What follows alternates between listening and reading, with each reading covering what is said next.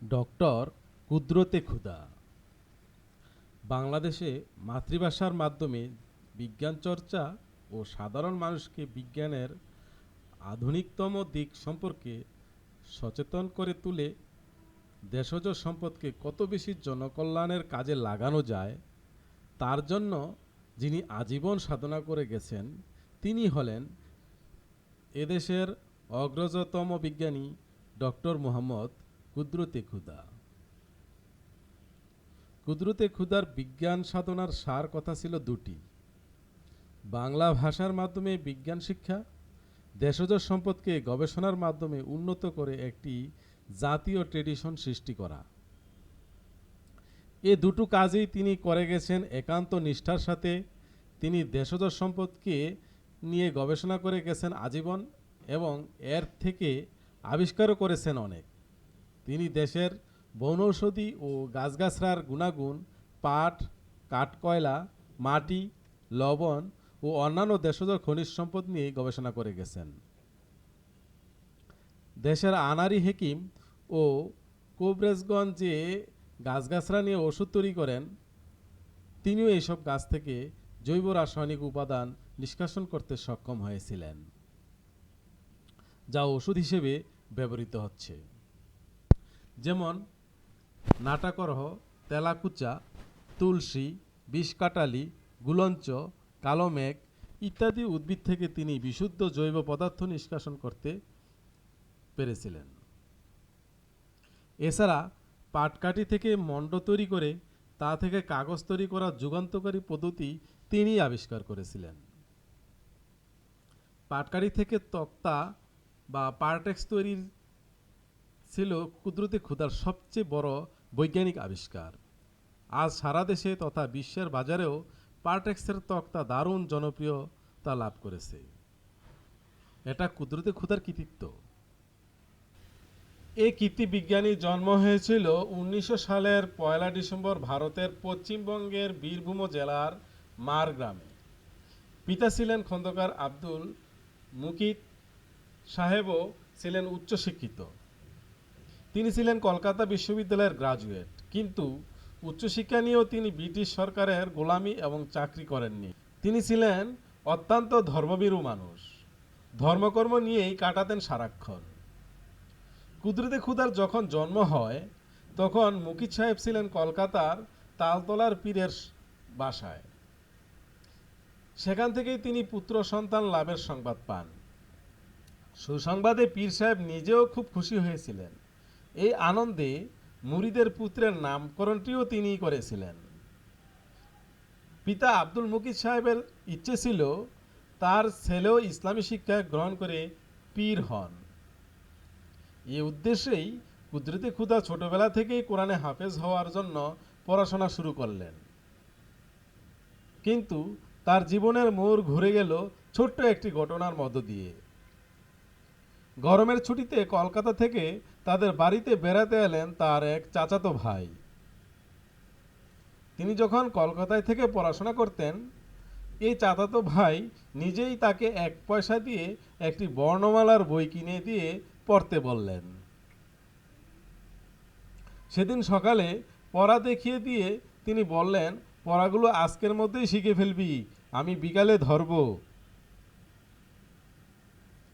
দুপুরে চাচাতো ভাই দেখলেন পড়াশোনা ফেলে রেখে কুদরতে খুদা মনের আনন্দে খেলে বেড়াচ্ছেন। ভাই মনে করলেন অবাধ্য ছেলে নিশ্চয়ই পড়া ফাঁকি দিয়ে খেলছে। তাই তিনি খুদাকে ডাকলেন কাছে। তখন খুদা বললেন, আমার পড়া হয়ে গেছে। তিনি বললেন, আনো দেখি কেমন পড়া হয়েছে। তারপর ভাই বই হাতে নিয়ে বললেন, তার দাগিয়ে দেওয়া পড়াগুলো গড় গড় করে মুখস্থ বলে যেতে লাগলেন। সব পড়া মুখস্থ দেখে তো ভাইয়ার অবাক হওয়ার পালা। এতগুলো পড়া মাত্র কয়েক ঘন্টার মধ্যে ছেলেটা এমন চমৎকার মুখস্থ করে ফেলেছে। ভাইয়া কুদরতের মেধা দেখে চমৎকৃত হলেন। তারপর তিনি উদ্যোগী হয়ে কুদরতকে একটি ভালো স্কুলে ভর্তি করিয়ে দেওয়ার ব্যবস্থা করলেন। এমন কি করে জীবনের দিক পরিবর্তন ঘটল মেধাবী ছাত্র কুদরতের? একটি গোঁড়া মুসলিম পরিবার তার জন্ম হলেও তিনি নিজে ছিলেন কুসংস্কার মুক্ত। তার কুসংস্কার মুক্ত মনের পরিচয় পাওয়া যায় বাল্যের একটি ঘটনা থেকে। তাদের গ্রামে ছিল একটি মস্ত বড় পুকুর, শান বাঁধানো ঘাট। পুকুরের জলের রং ছিল কালো টলমলে। গায়ের লোকেরা পুকুরে স্নান করত আর পানিও খেত, কিন্তু কেউ সাহস করে সাঁতরে পুকুরের মাঝখানে যেত না বা সাঁতরে পুকুর পাড়ি দেওয়ার চেষ্টা করত না। এই পুকুর নিয়ে কিংবদন্তিও ছিল। এখানে এক পরী বাস করত। সে খুব ভালো ছিল। গায়ের কোনো অনুষ্ঠান হলে পরী পুকুর ঘাটে এনে সোনার থালা ঘটি বাটি রেখে যেতেন। এই সোনার থালাগুলো লোক খাওয়ানোর কাজে ব্যবহৃত হতো। আবার অনুষ্ঠান শেষ হলে গ্রামবাসীরা তা রেখে যেত পুকুর ঘাটে। থালাগুলো আপনা থেকেই নেমে যেত জলে। কিন্তু একদিন ঘটল ঘটনা। এক অসৎ লোক ফেরত দেওয়ার সময় একটি থালা চুরি করে রেখে দিল। আর তখনই পরী রেগে গিয়ে থালা দেওয়া বন্ধ করে দিল। আর তার প্রতিশোধ হিসেবে গায়ের সেই অসৎ লোকটা সহ কয়েকজনকে পুকুরে ডুবিয়ে মারল। আর সেই থেকে লোকেরা কখনো আর গভীর জলে যেতে সাহস পায় না। কিন্তু গল্পটা ছিল একেবারেই একটি কাল্পনিক এবং কুসংস্কার মাত্র। কিশোর কুদরতে এ ধরনের কুসংস্কার মানতেন না। তাই তিনি একদিন সত্যি সত্যি সাহস দেখে অবাক। আর তারপর থেকে গায়ের লোকেরাও মনের কুসংস্কার কেটে গেল।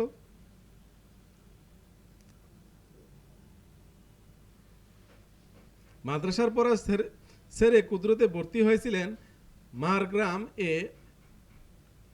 এমই হাই স্কুলে। সেখানকার পণ্ডিত মশাই তাকে খুব স্নেহ করতেন। আর তার সুপারিশে কুদরতে 2 বার ডবল প্রমোশন পেয়েছিলেন। এই হাই স্কুল থেকে তিনি 1909 মতান্তরে 1910 সালে কলকাতায় এসে ভর্তি হলেন উডবার্ন এমই স্কুলে। এই স্কুলে তিনিই ছিলেন একমাত্র মুসলমান বাঙালি ছাত্র। এটা ছিল উর্দু মিডিয়াম স্কুল। তাই এখানে প্রায় উর্দুভাষী বাংলাভাষী ছেলেদের মধ্যে দলাদলি ঝগড়া ফেসাদ হতো। বাঙালি ছেলেদের পক্ষ নিয়ে তাকেও কয়েকবার এ ধরনের ঝগড়ায় জড়িয়ে পড়তে হয়েছিল। তিনি ছাত্র হিসেবে ছিলেন অত্যন্ত মেধাবী। তিনি বৃত্তি নিয়ে কৃতিত্বের সাথে এমএ পাশ করার পর ভর্তি হলেন কলকাতা মাদ্রাসায়। এই মাদ্রাসা থেকেই তিনি 1918 সালে প্রথম বিভাগে মেট্রিক পাশ করেন। এরপর উচ্চশিক্ষার জন্য ভর্তি হলেন কলকাতার প্রেসিডেন্সি কলেজে। এখান থেকে তিনি 1925 সালে প্রথম শ্রেণীতে প্রথম স্থান অধিকার করে রসায়ন শাস্ত্র এমএসসি পাশ করেন।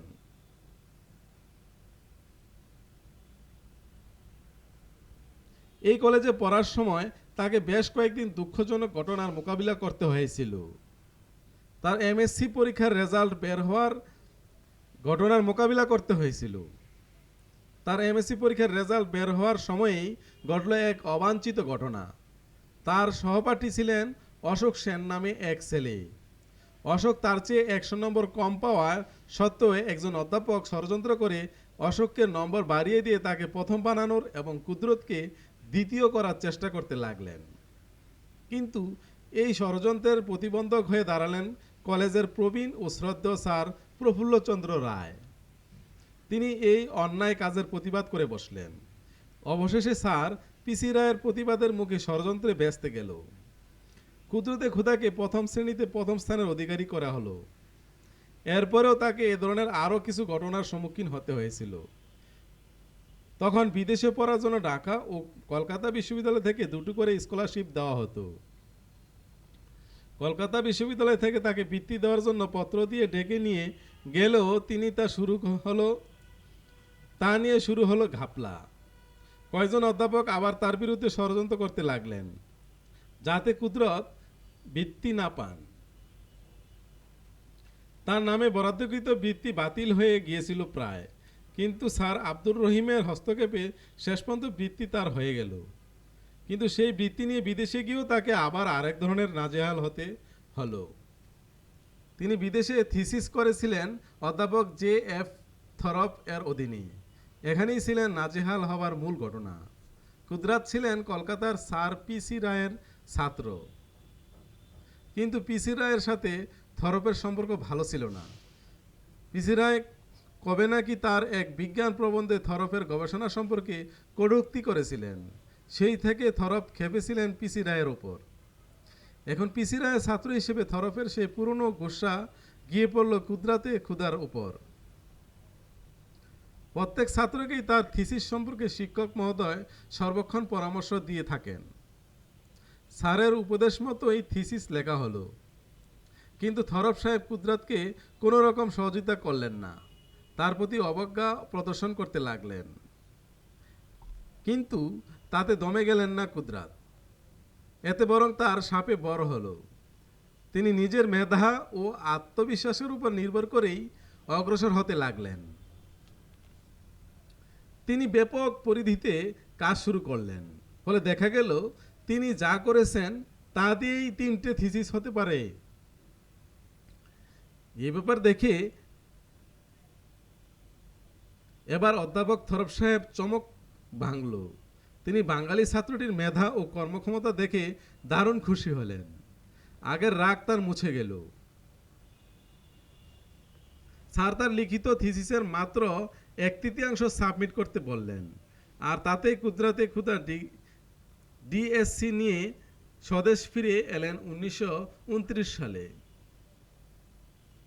এত বড় বিদেশি ডিগ্রি নিয়ে এসেও কিন্তু সাথে সাথে চাকরি জোটাতে পারলেন না তিনি। অবশেষে তিনি ডক্টর বর্ধনের পরামর্শ ও অনুগ্রহে প্রেমচাঁদ রায়চাঁদ বৃত্তির জন্য আবেদন জানালেন। অদ্যাবধি তিনি একমাত্র মুসলিম ছাত্র যিনি এই বৃত্তি লাভ করেছিলেন। তিনি এই বৃত্তি নিয়ে 2.5 বছর ধরে কলকাতার প্রেসিডেন্সি কলেজে থিসিস করলেন। এখানেও একটি ব্যাপার ছিল। আগে নিয়ম ছিল ডিএসসি কোর্সের জন্য লিখিত থিসিস এখানেও সাবমিট করা যেত,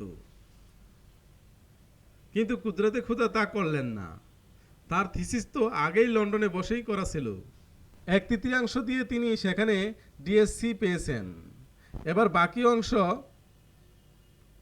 সাবমিট করলেন এখানে। তাই তার স্কলার হতে কোনো অসুবিধা হলো না।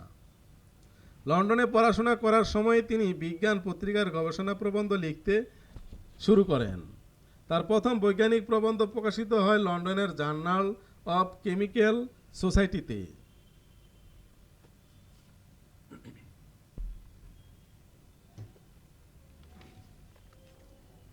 এই প্রবন্ধে তিনি কার্বক্সিসাইক্লোহেক্সেন অ্যাসিটিক অ্যাসিড প্রস্তুত করার পদ্ধতি সম্পর্কে আলোচনা করেছিলেন। এই পত্রিকা কার্বক্সিল অ্যাসিটিল থাইমিথাইল বিউটিরিক অ্যাসিডের রিং চেইন টাউটোমেরিজম বিষয়ে তার আরেকটি প্রবন্ধ প্রকাশিত হয় 1929 সালে, আর তার ডিএসসি লাভের শেষ বছরে। এরপর দেশে ফিরে এসে 1930 সাল থেকে তিনি স্টেরিও কেমিস্ট্রি নিয়ে শুরু করেন গবেষণা। এরপরেও তিনি 1947 সাল পর্যন্ত ইন্ডিয়ান জার্নাল অফ কেমিস্ট্রিতে মোট 14টি বিজ্ঞান প্রবন্ধ প্রকাশ করেন। আগেই বলেছিলেন, লন্ডন থেকে বড় ডিগ্রি নিয়ে এসেও তিনি সহজে চাকরি জোগাড় করতে পারেননি। খাজা নাজিমুদ্দিনের মতো রাজনৈতিক নেতারাও নাকি তার সম্পর্কে অবকাশসূচক মন্তব্য করেছিলেন। আজকাল এমন ডিএসসি গন্ডায় গন্ডায় যেখানে সেখানে ছড়িয়ে আছে। অবশেষে তিনি 1931 সালে কলকাতার প্রেসিডেন্সি কলেজে রসায়ন শাস্ত্রের অধ্যাপক হিসেবে যোগদান করেন। 5 বছর পরে তিনি রসায়ন বিভাগের প্রধান নিযুক্ত হন। এরপর 1942 সালে তিনি ইসলামিয়া কলেজের প্রিন্সিপাল হিসেবে যোগদান করেন। এখানে তিনি 4 বছর ছিলেন। পরে আবার 1946 সালে প্রেসিডেন্সি কলেজে ফিরে আসেন অধ্যক্ষ হিসেবে। এরপর 1947 সালে দেশ বিভাগ। তিনি কলকাতা ছেড়ে চলে এলেন ঢাকায়। কিন্তু মজার ঘটনা হলো, তিনি একজন বিজ্ঞানের অধ্যাপক হওয়া সত্ত্বেও ঢাকা বিশ্ববিদ্যালয়ে তার চাকরি হলো না। তিনি ডিপিআই হিসেবে যোগদান করলেন, কিন্তু জনশিক্ষা দপ্তরের পরিচালকের পদে কাজ করার সময় তার সাথে পাকিস্তান সরকারের বনিবনা হলো না। পাক সরকার কর্তৃক উর্দুকে সর্বস্থানে বাধ্যতামূলক করার পরিকল্পনায় তিনি বাধা দিতে লাগলেন, ফলে এখানে আর তার চাকরি থাকলো না। 1950 সালে পাকিস্তান কেন্দ্রীয় সরকারের বিজ্ঞান উপদেষ্টা হিসেবে তাকে বদলি করা হলো করাচিতে, কিন্তু সেখানের জীবন তার আরও অতিষ্ঠ হয়ে উঠল। পূর্ব পাকিস্তানে উর্দু ভাষার প্রসারে বাধা সৃষ্টির অভিযোগে তাকে নাজেহাল হতে হলো পদে পদে। এমনকি রাতে তার বাসায় পর্যন্ত ইটপাটকেলের পড়া শুরু হলো। তাই করাচিতে বাস করা তার পক্ষে অসম্ভব হয়ে দাঁড়ালো। অবশেষে তিনি 1953 সালে পূর্ব পাকিস্তান মাধ্যমিক শিক্ষা বোর্ডের চেয়ারম্যান হিসেবে বদলি হয়ে ফিরে এলেন ঢাকায়। এ পদটি তার মতো যোগ্য ব্যক্তির পক্ষে মোটেই উপযুক্ত ছিল না, কিন্তু তবুও তাকে মেনে নিতে হলো। এর 2 বছর পর 1955 সালে পূর্ব পাকিস্তান বিজ্ঞান ও শিল্প গবেষণার পূর্বাঞ্চলীয় শাখা গঠনের দায়িত্বপ্রাপ্ত হন। এটাই ছিল তার সর্বশেষ সরকারি চাকরি। এখান থেকে তিনি এই গবেষণাগারে পরিচালকের পদে থাকাকালীন 1966 সালে অবসর গ্রহণ করেন। এর 2 বছর পর 1968 সালে তাকে কেন্দ্রীয় বাংলা উন্নয়ন বোর্ডের চেয়ারম্যান মনোনীত করা হয়েছিল, কিন্তু পাক সরকারের মোসাহেবগিরি করতে না পারার কারণে আইয়ুব মোনেম চক্র তাকে সেখানেও টিকতে দেয়নি। বাংলাদেশ স্বাধীন হবার পর বঙ্গবন্ধু শেখ মুজিবুর রহমান তার উপর একটি বড় ধরনের দায়িত্ব অর্পণ করেন। তাকে স্বাধীন বাংলাদেশের প্রথম শিক্ষা কমিশনের চেয়ারম্যান নিযুক্ত করেন। এই শিক্ষা কমিশনের রিপোর্ট ডক্টর কুদরতে খুদা গোটা কর্মজীবনের সবচেয়ে স্মরণীয় অবদান। তিনি সর্বপ্রথম বাংলাদেশের শিক্ষা ব্যবস্থার উপর একটি পূর্ণাঙ্গ পর্যালোচনা করেন। ডক্টর কুদরতে খুদা শুধু যে বিজ্ঞান গবেষক ও সংগঠক ছিলেন তা নয়, তিনি একজন বিজ্ঞান লেখকও ছিলেন। তিনি বাংলা ভাষায় বিজ্ঞানের উপর অনেকগুলো গ্রন্থ প্রণয়ন করেন। তার উল্লেখযোগ্য গ্রন্থসমূহের মধ্যে আছে বিশ্বভারতীয় থেকে প্রকাশিত যুদ্ধোত্তর বাংলার কৃষি শিল্প, বিজ্ঞানের বিচিত্র কাহিনী। এছাড়াও তিনি আরও অনেক পাঠ্যপুস্তক রচনা করেছিলেন। তিনি তার কর্মজীবনে বেশ কিছু সম্মানও লাভ করেছেন। সাবেক পাকিস্তান সরকার তাকে তমগাই-ই-পাকিস্তান, সিতারা-ই-ইমতিয়াজ খেতাব প্রদান করেছিলেন।